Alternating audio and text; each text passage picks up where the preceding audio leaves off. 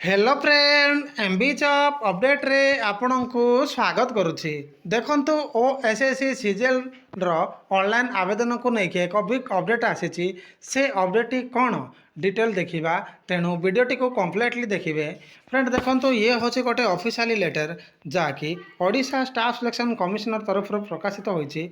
Date देला देखंतु 6584/O/SC date देला देखंतु 11/11/2022 प्रकाशित होती सब्जेक्ट देला देखंतु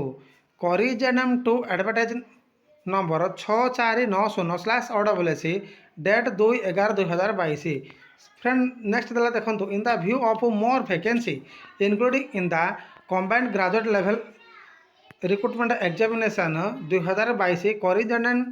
मैडम नंबर 6582/O/SC 10/11/2022। फ्रेंड आपण मैंने जानी जे कालीर डेट्रे सीजेल जमती कि नूतन पोस्ट गुड़ाक एड होती जहाँकि 324 पदवी गुड़ाक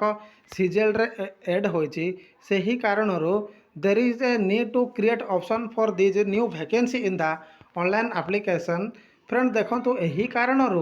नुआ एप्लिकेशन नूतन ऑनलाइन आवेदन समय किसी पोस्ट गुड़ाकर नूतन ऑप्शन गुड़ाक क्रिएट करने को पड़ुछि। से नेक्स्ट देला देखंतु according date of opening of online application is deferred by 3 days to date 14/11/2022 and the last date of closing of the online application is deferred by 3 days 13/12/2022 in modification para 1 advertise number 6490/O/SC date 2/11/2022। Friend देखंतु online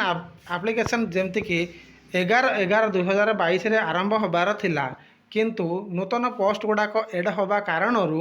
यह 3 जन को घुंचे दि जाएगी जमती कि 14/11/2022 ठारू आरंभ होइकी 13/12/2022 जाई यार शेष तारीखटी अच्छी जमती कि ओएसएससी सीजीएल रिक्रूटमेंट 2022